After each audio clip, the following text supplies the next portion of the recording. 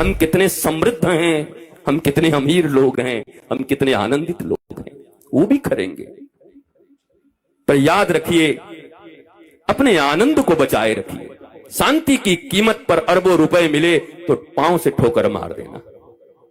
शांति चाहिए, आनंद चाहिए, घर में प्रेम चाहिए। आखिर इतना कमाते क्यों हैं, इतना परिश्रम क्यों करते हैं? कहते हैं आराम से रहेंगे इसके लिए। भगवान श्री कृष्ण पढ़ नहीं रहे थे, यशोदा ने कहा पढ़ता नहीं है। बोला मैं पढ़वे थे, का होवे वो? बोला पढ़वे थे तो आगे बढ़ जाएगो। बोला आगे बढ़वे थे का होएगो? बोला तो ज्ञान हो जाएगो। बोला ज्ञान होवे तो कहा होएगो?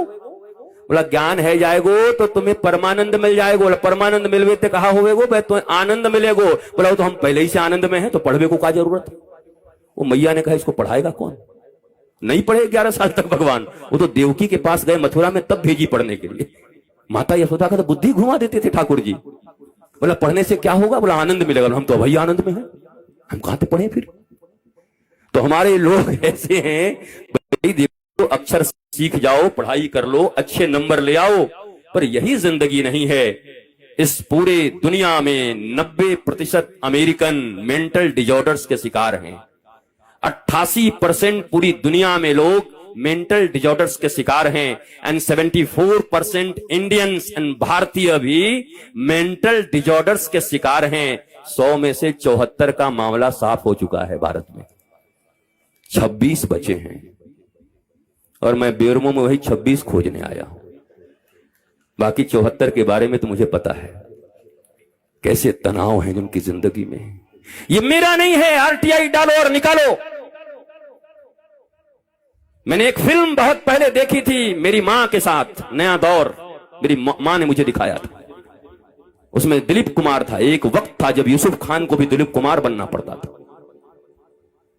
वो भारत है, ये दिलीप कुमार के नाम से हिट हुए। वो नया दौर पिक्चर में वो टांगे चलाते हैं, फिर एक मोटर आता है। 1 घंटे की यात्रा को कहते हैं 5 घंटे की यात्रा को 1 घंटे में करा देंगे।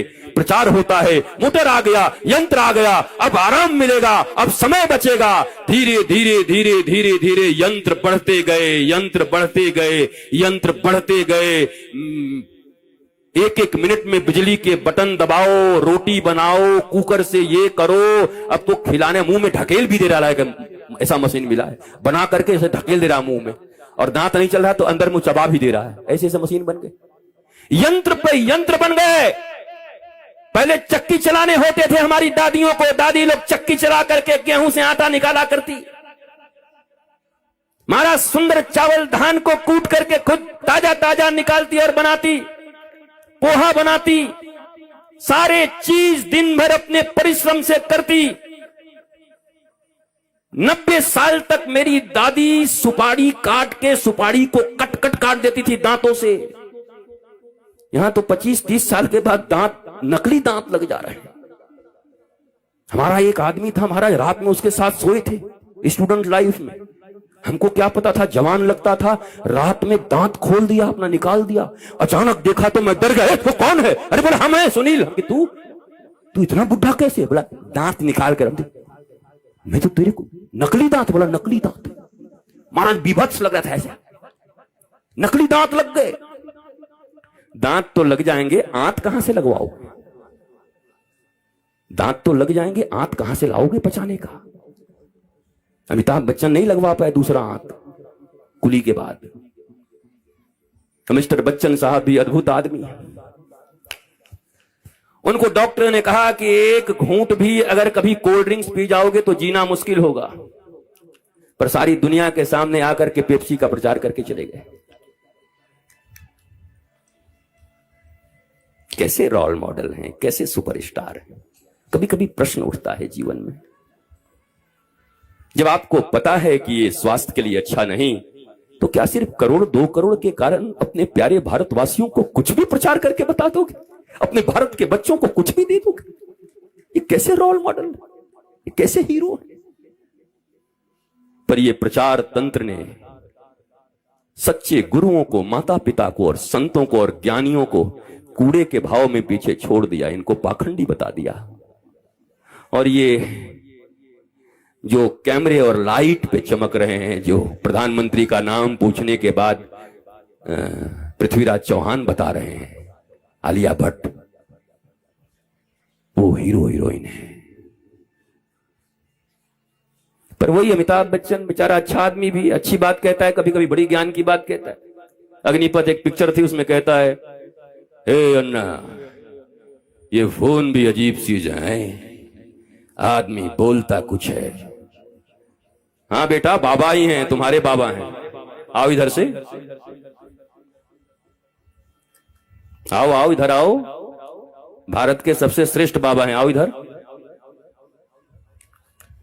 तुमको पढ़ाऊंगा अभी पूरा बिठा के, आओ।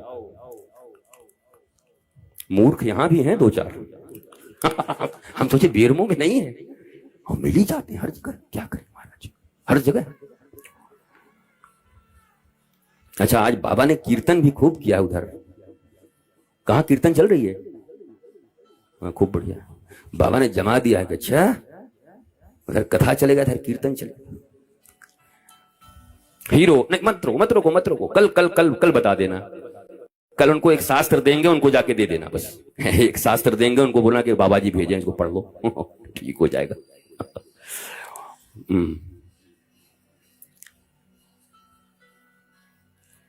माता पिता को हीरो मानो, उनको अपना मानो। आज अच्छा नहीं लगता होगा, पर इतनी पक्की बात है कि बोरे में भरने से और सूटकेस में भरने से बच जाओगी मेरी बेटियों, अगर मम्मी पापा की हर बात मान के चलो, गुरु की बात मान के चलो, तो जीवन सुरक्षित रहेगा। उनसे अपना कौन होगा?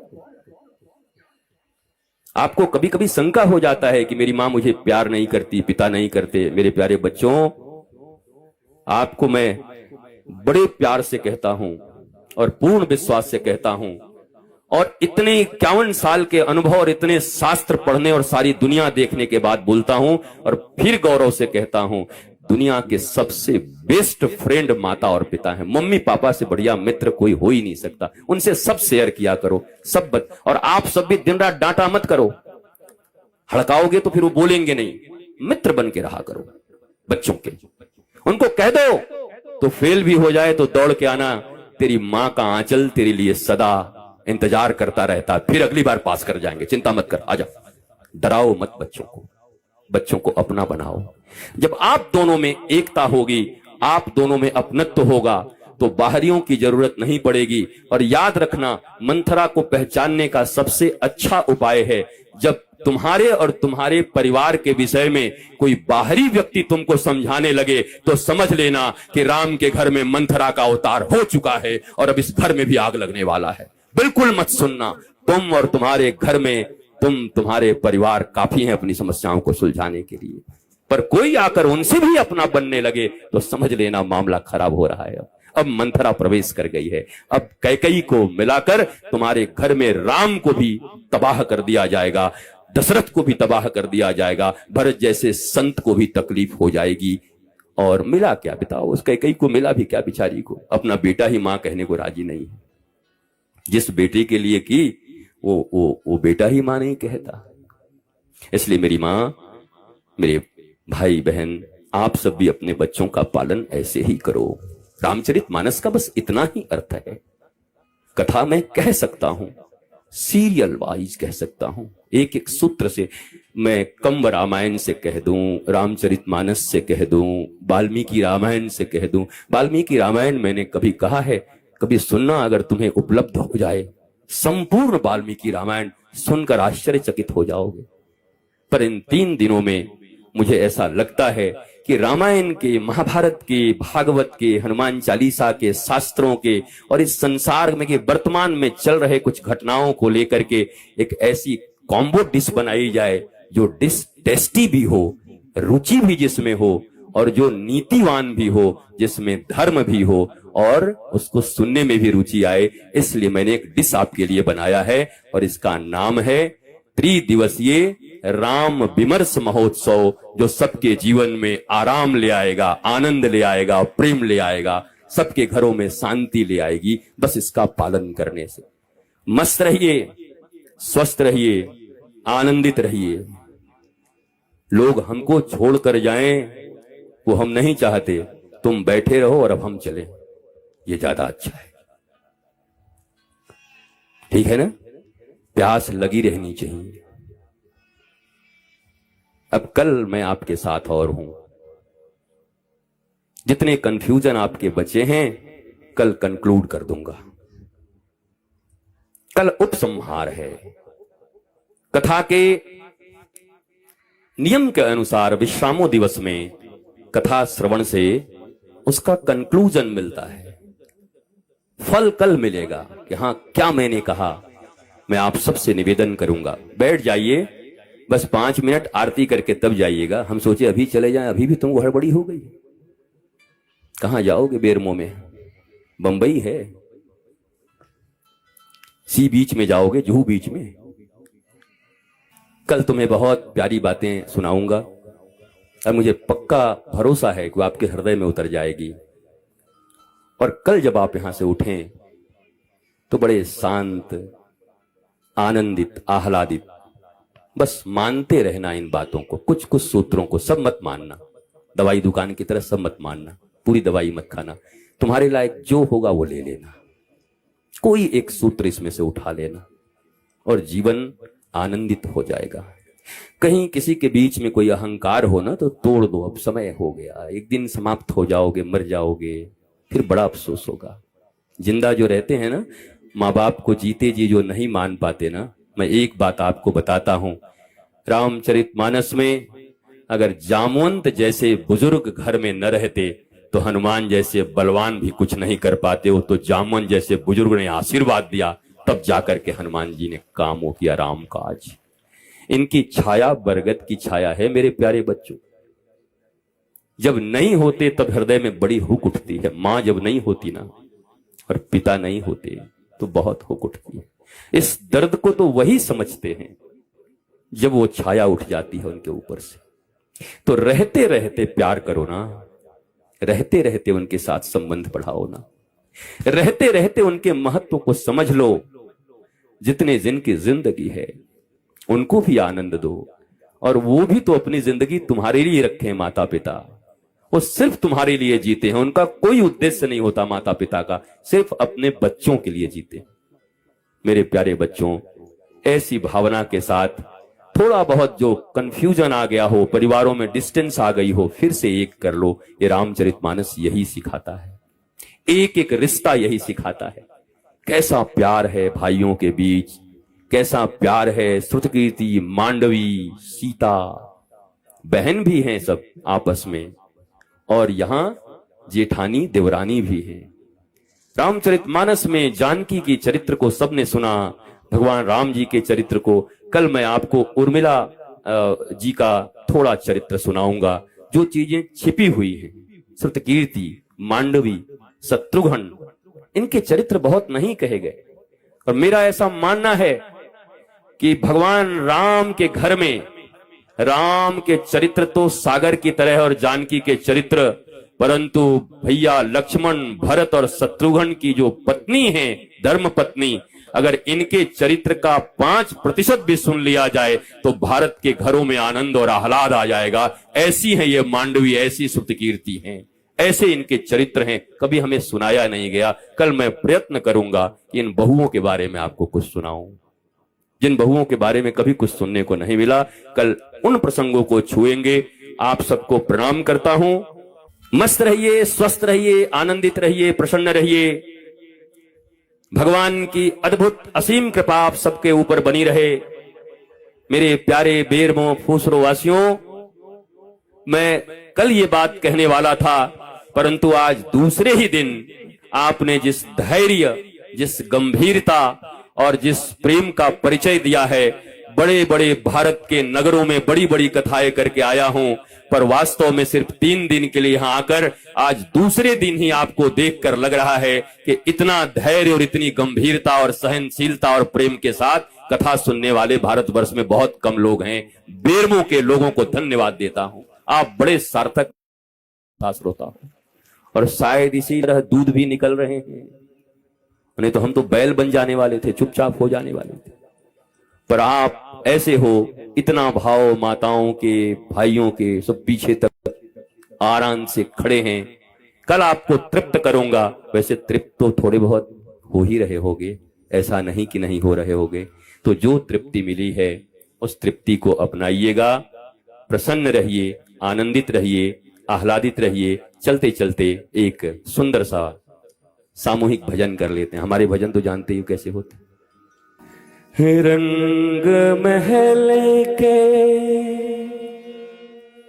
10 दरवाजे, ना जाने खिड़की मेरी कौन सी खुली थी,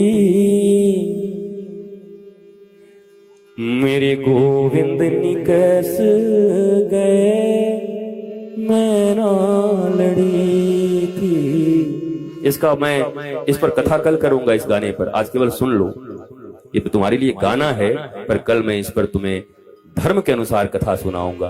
रंग महल के ये 10 दरवाजे, ये 10 इंद्रियां ही हमारे 10 दरवाजे हैं। गोविंद इसमें बैठे हुए हैं, पर कौन सी खिड़की कब खुली रह गई, कौन सी मंथरा कब आई और राम जी वनवास को चले गए। सबके जीवन में यही हुआ है। सीता रूपी शांति का हरण हो गया है और हर व्यक्ति उन्हीं भक्ति और शांति रूपी सीता की खोज में लगा हुआ है। ये सीता जी कोई और नहीं है, जानकी जी हमारे तुम्हारे भीतर की भक्ति और शांति है। रावण हरण करके ले गया है और ये खोज हनुमान जी कर रहे हैं सदगुरु के रूप में, और प्रभु की कृपा से फिर मां जानकी की वापसी होती है अयोध्या में। ये रामचरितमानस की कथा सीता हरण से शुरू होती है। भगवान राम सीता जी के सामने हैं, जानकी जी के लक्ष्मण जैसे देवर सामने हैं। लक्ष्मण जी को जीवाचार्य सदगुरु कहा जाता है। जीवाचार्य हैं वो, शास्त्रों में उनको सदगुरु कहा गया है। लेकिन जानकी जी क्या करती हैं, भगवान भी हैं, गुरु भी हैं, पर उनको पसंद आ जाता है गोल्ड, सोने का हिरन। राम सामने हैं, फिर भी सोने का हिरन चाहिए। प्रभु ने भी सोचा, जानकी कभी मुझसे कुछ मांगी नहीं, आज तक कभी कुछ नहीं कहा। वनवास मुझे हुआ था, आ ये गई। अगर जीवन में कोई पहली इच्छा इन्होंने व्यक्त की है तो पूर्ण करना। मैं रघुवंशी हूं, मेरा धर्म है। और राम जी चले गए। क्या राम जी को यह पता नहीं कि सोने के हिरन नहीं हुआ करते? क्या जानकी माता को यह पता नहीं कि सोने के, ये तो 5वीं क्लास के बच्चे से सोने का हिरन होता है? हमको मूर्ख समझते हो, सोने का हिरन कैसे होगा? वो बच्चा भी बता देगा, ये तो जगदम्बा हैं, ये स्वयं साक्षात परमपिता परमेश्वर हैं। पर ये कथा सिर्फ ये बता रही है कि हमारे भी जीवन से कैसे जानकी का हरण होता है। जब सामने पड़े सच्चिदानंद घन परमानंद परमात्मा को छोड़कर धन की ओर दृष्टि जाती है, स्वर्ण की ओर दृष्टि जाती है। परमात्मा चले गए और उस धोखेबाज ने धोखा किया। हा राम, हा लक्ष्मण कह के चिल्लाया। माता जानकी ने लक्ष्मण को कहा, जाओ, लगता है रघुकुल शिरोमणि राम के ऊपर खतरा है, हमला हुआ है, जाओ उनको बचाओ। जीवाचार्य सदगुरु लक्ष्मण जी कहते हैं, वो संपूर्ण जगत के पालक हैं, परमात्मा है, उनके ऊपर क्या खतरा होगा? भाभी मां आप बैठ जाइए, वो आ जाएंगे। परंतु लिखा है वाल्मीकि रामायण में, जानकी जी ने बड़े कुछ कठोर शब्द कह दिए। अच्छा, अब मुझे पता चला तू साथ साथ क्यों आया है, तेरी दृष्टि ठीक नहीं है। जानकी जी ने कुछ कठोर शब्द बोले। लक्ष्मण जी की आंखों से आंसू आ गए। पहले सोने के लिए, धन के लिए परमात्मा का त्याग किया। परमात्मा ने जीवाचार्य सदगुरु के रूप में लक्ष्मण को छोड़ा कि मुझे तो ये सोने के कारण भेज रही हैं, सोने के पीछे, हे सदगुरु जरा रक्षा करना इस शांति की और भक्ति की। परंतु जब उनको भी कठोर शब्दों से चले जाओ, तुम्हारे नियत को मैं पहचान रही हूं, जाओ, जाकर के अपने भाई की रक्षा करो। लक्ष्मण जी रोते हुए गए। भाभी मां आप ऐसा कैसे कह रही हो? ये देखो स्क्रिप्टेड है सब, इसके डायरेक्टर भी राम जी हैं, हीरो भी राम जी हैं, प्रोड्यूसर भी राम जी हैं, और सारे कलाकार को चुनने वाले भी राम जी हैं। और ये फिल्म इसलिए बनाया है कि हम लोगों को कुछ समझ आ जाए, फिर प्रश्न मत करना राम जी ने ऐसा क्यों किया। अरे हमारे लिए बनाए हैं, तुम सुनो और बनो कि जीवन में अगर ऐसा हो तो क्या करना चाहिए, ऐसा करने से क्या विपदा आती है, ऐसा करने से क्या संपत्ति सुमति आती है, और क्या करने से कुमति और विपत्ति आती है। इसलिए ये फिल्म बनाया है राम जी ने। नहीं तो राम जी को यहाँ आने का क्या जरूरत था। बोला रावण को मारने के लिए। रावण कौन था? उनका द्वारपाल था। कौन था रावण? जय और विजय था। उनके द्वारपाल तो थे नारायण के दोनों। तो द्वारपाल को ऐसा ही कह देता है, चल लीला करके आ जा, वापस आ जा। द्वारपाल की कितनी हस्ती होती है बताओ। ये स्क्रिप्टेड फिल्म है, इसलिए इसमें टीका टिप्पणी मत किया करो। राम जी ने ऐसे किया, हनुमान जी ने ऐसे क्यों किया, सीता जी ने ऐसे क्यों किया। उन्होंने हम मानवों के लिए बनाया है। क्या करना उचित है, क्या करना अनुचित है, क्या करने से सुख प्राप्त होगा और क्या करने से आनंदित घर में भी विपत्ति आ जाएगी, ये सारा फिल्म ये रामचरितमानस बनाया गया है। इससे सीखना है और सीख कर एक एक चरित्रों को अपने भीतर में लाकर जीना है। केवल कथा सुनेंगे तो कुछ नहीं होगा, अपनाना पड़ेगा, बनना पड़ेगा, होना पड़ेगा। लक्ष्मण जी को भी भेज दिया। लक्ष्मण जी चले गए। अब रावण आया। आजकल भी लोग कहते हैं आजकल कलयुग है महाराज जी, बाबा लोग भी पाखंडी हो गए। तो त्रेता अवतार में क्या आतंकवादी आया था? बिन लादेन आया था। कौन आया था सीता जी का हरण करने? बोलो। जानकी जी का हरण करने कौन आया था? एक साथ बोलिए। इतना तो राम भी नहीं बोलते आप लोग जितना तेजी से रावण बोल रहे हैं। पर वो रावण किस भेष में आया था? बोलिए, जोर से बोलिए। तब इतना मुंह क्यों ऐंठते हैं आप लोग? कलयुग आ गया महाराज जी, बड़ा पाखंड बढ़ गया। तब भी तो साधु का ही रूप लेके आया था कि तब कोई और रूप लेके आया था? वो तो त्रेता ही था ना, अभी कलयुग तो था नहीं। ये सब युग में है। सभी युग में छल है, कपट है, प्रपंच है। सब युग में माया है, मोह है, अज्ञान है, तिरस्कार है। कोई कलयुग में नहीं है। कलयुग तो बड़ा अच्छा युग है। कलयुग में तो इस पृथ्वी पर चोरी होती है, और सतयुग में तो पूरी पृथ्वी चुरा ले गया था हिरण्याक्ष। हिरण्याक्ष ने पूरी पृथ्वी चुरा ली थी। तब सूकरा अवतार लेके, 12 अवतार लेके भगवान ने हिरण्याक्ष को मारकर पृथ्वी को जल से निकाल के रखा था। अभी तो दुकानों में चोरी हो रही है, पृथ्वी पर चोरी हो रही है, पर पृथ्वी कोई नहीं चुराया अभी तक। तो सतयुग अच्छा कि कलयुग अच्छा? बताओ। सबके पास बस दो ही बहाने होते हैं। जिनसे बात करो तो पहले कहेंगे, पहले सुनेंगे ऐसे नहीं, ऐसे ऐसे नहीं, महाराज जी ऐसे ऐसे। फिर में कलयुग है महाराज जी, तो दिमाग क्यों चाटा आधे घंटे तक? जब कलयुग जानता है तो मत बात कर। फिर और ज्यादा फिर बकबक करेंगे, फिर कहेंगे ऐसे करो। हम लोग गृहस्थी है महाराज जी। तो गृहस्थी होना पाप है? 98% बाबा आज तक जितने भी ऋषि हुए, महर्षि हुए, साधु हुए, संत हुए, सतयुग से लेकर के कलयुग तक सब गृहस्थी थे। 1-2% हम जैसे बंडे मुंडे मिलेंगे तुमको। 98 से 99% गर्ग, गौतम, सांडिल्य जो तुम्हारे गोत्र हैं, ये सब गृहस्थ हैं। इतने बड़े बड़े ऋषि हैं, वशिष्ठ, विश्वामित्र, ऋभु, अंगिरा, गालव, चैवन्य, कितने ऋषि का नाम लोगे? ये सब गृहस्थ हैं। पर देखो बेईमानी आज के लोगों की, जैसे ही कुछ धर्म पालन करने की बात आती है क्या कहते हैं? हम गृहस्थी है महाराज जी। तो गृहस्थी होना क्या पाप करने का लाइसेंस है? गृहस्थी होना क्या अधर्मी होने का लाइसेंस है? गृहस्थ और गृहांध कूपम में बड़ा अंतर होता है।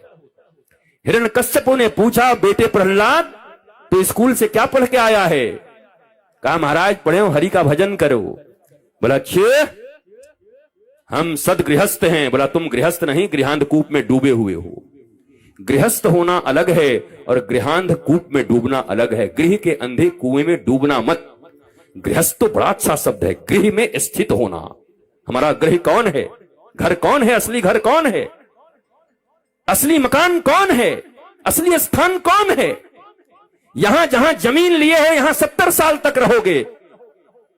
बाकी समय कहां रहोगे? तो असली घर कौन सा है? तो वो गृहस्थ। ब्रह्मचारी कौन है? गृहस्थ होते हुए भी जिसका मन सदा ब्रह्म में, सत्य में, ज्ञान में, प्रेम में विचरण करते रहता है, उसको ब्रह्मचारी कहते हैं शास्त्र के अनुरूप। वो हम लोग तो ये मान लिए जो बंडा मुंडा होगा वही ब्रह्मचारी होगा। ऐसा नहीं होता। तुम गृहस्थी में हो, धर्म पत्नी के साथ हो, नाम क्या है उनका? धर्म पत्नी। विवाह भी होता है, नाम क्या है? भारत में क्या नाम दिया गया? वाइफ, बीवी, ये नाम है भारत में। भारत में क्या बताया गया महिलाओं को विवाह के बाद?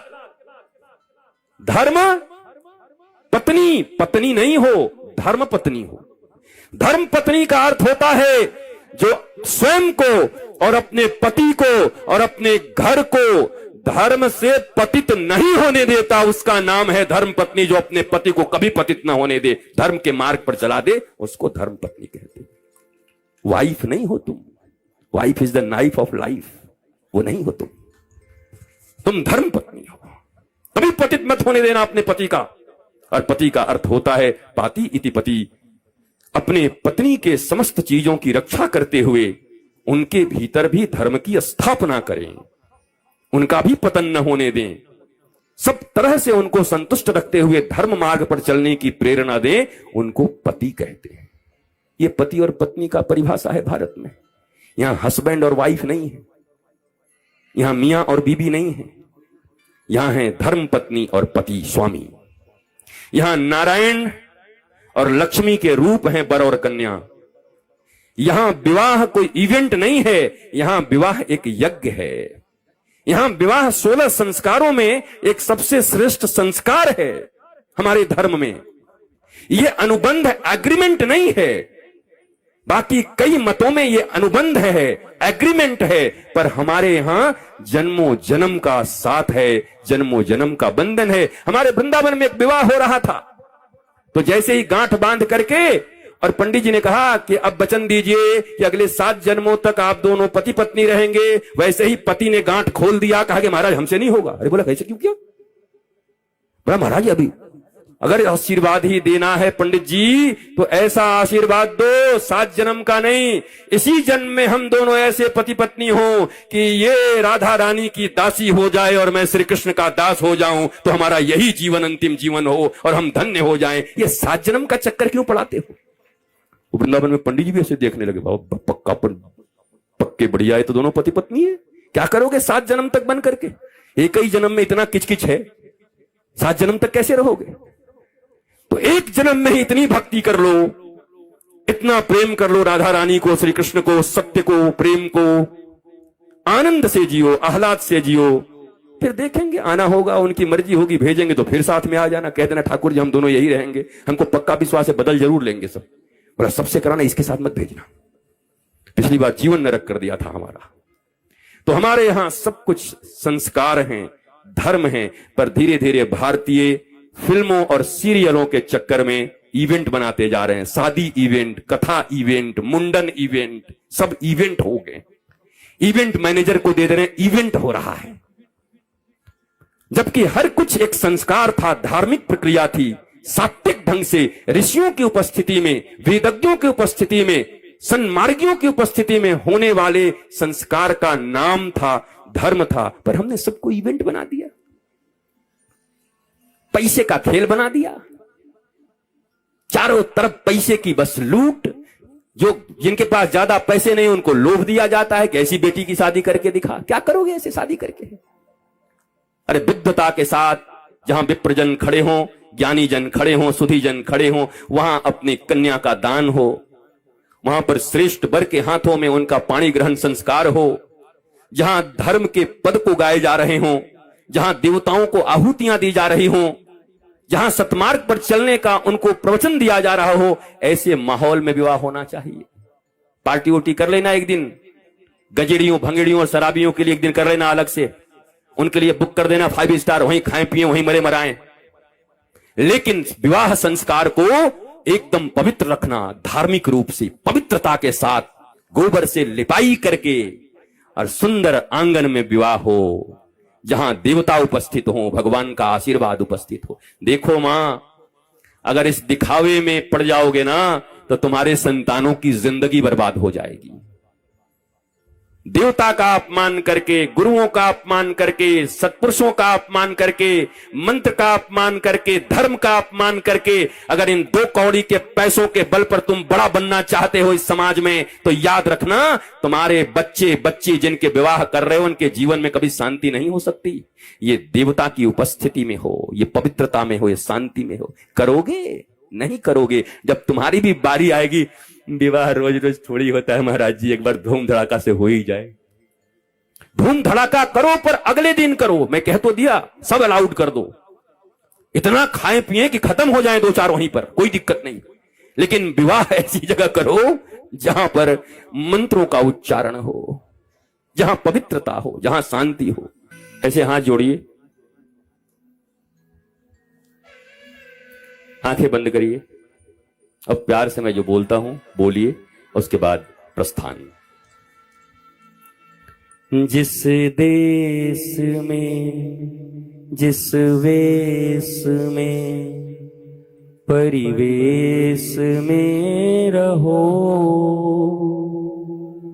राधा रमण, राधा रमण, राधा रमण कहो।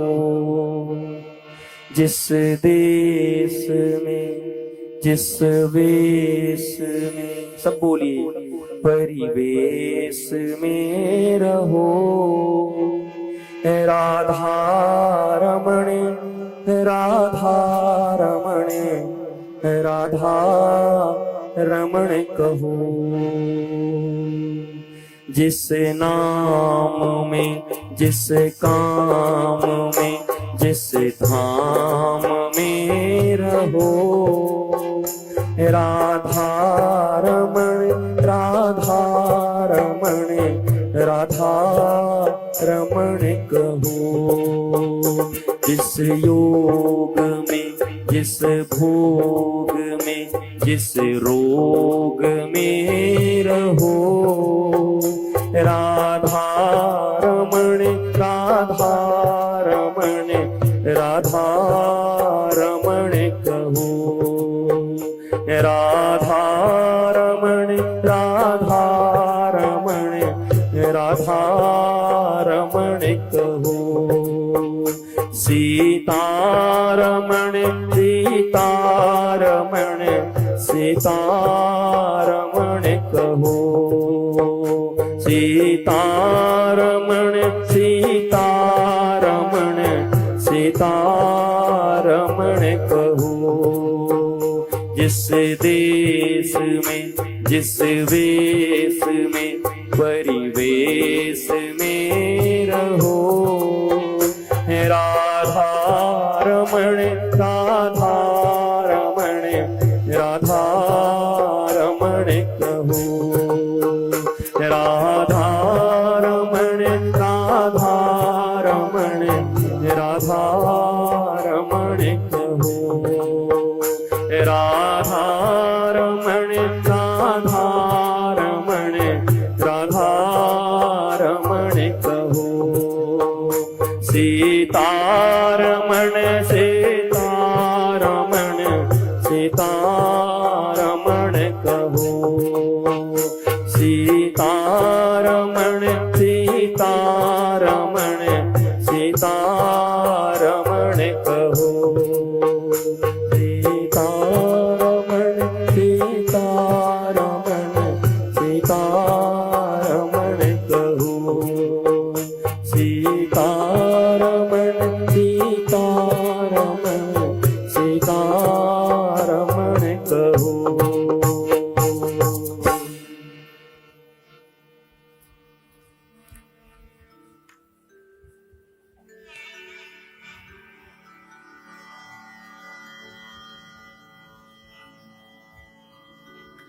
हर हर महादेव शंभू काशी विश्वनाथ गंगे।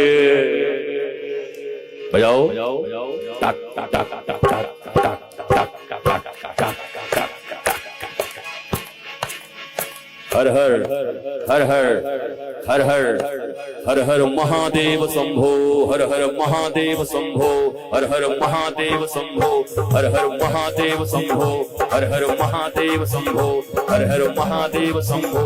काशी विश्वनाथ गंगे, काशी विश्वनाथ गंगे, काशी विश्वनाथ गंगे। शंभो शंभो शंभो शंभो शंभो शंभो शंभो। दोनों हाथ ऊपर।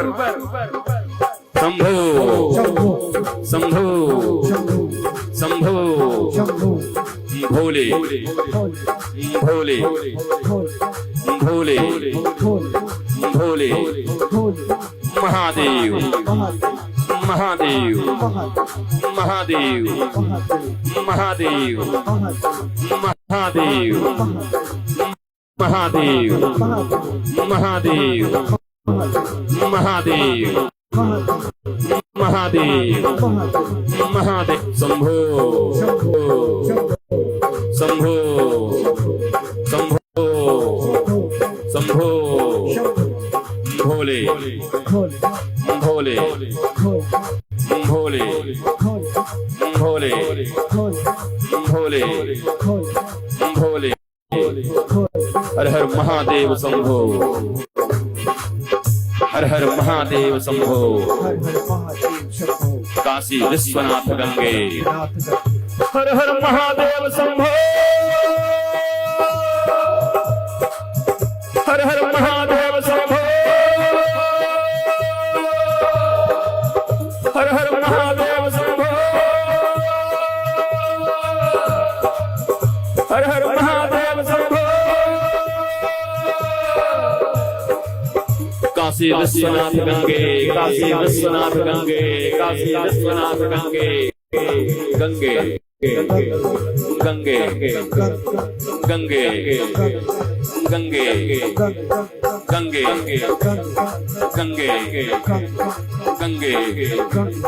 गंगे गंगे गंगे। भोले भोले भोले भोले भोले भोले।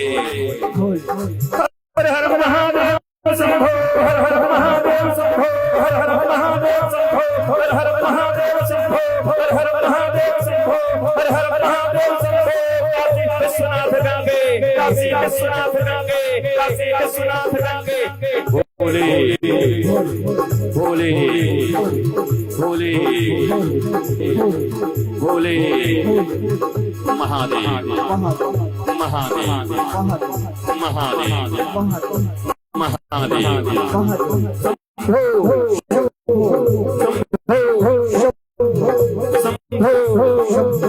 शंभो शंभो शंभो भोले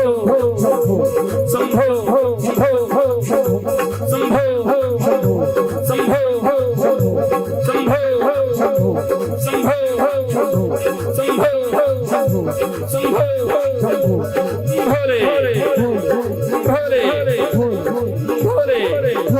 गंगे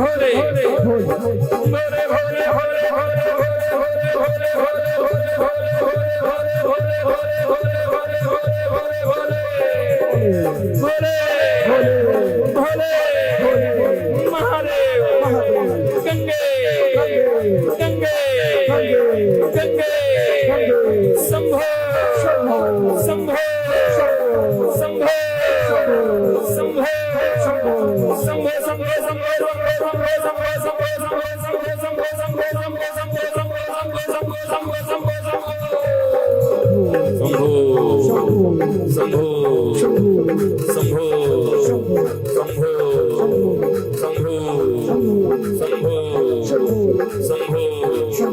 शंभो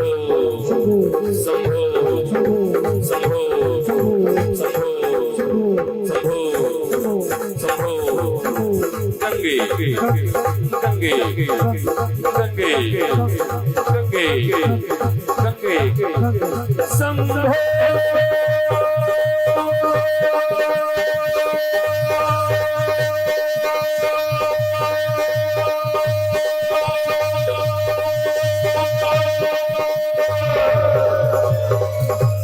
महादेव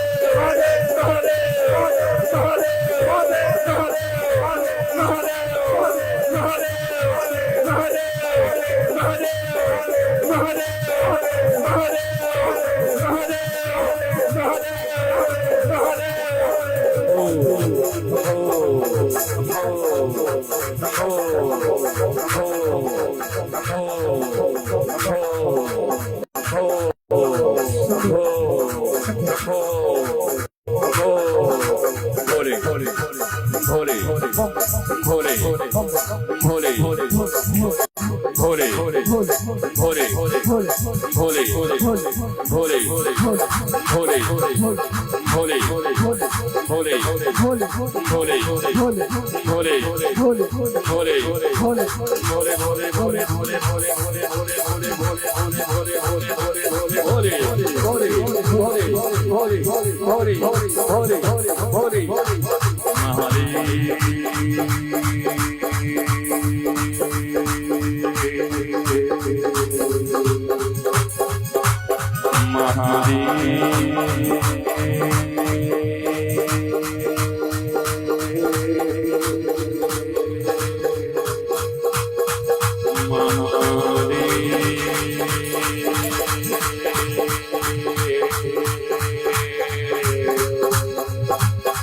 हर हर महादेव शंभो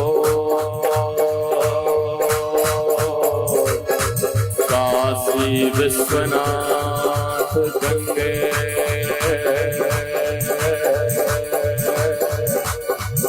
गंगे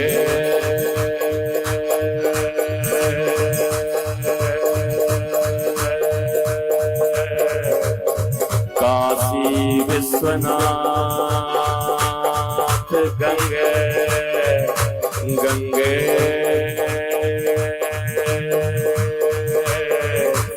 गंगे गंगे गंगे काशी विश्वनाथ गंगे हर हर महादेव शंभो हर हर महादेव शंभो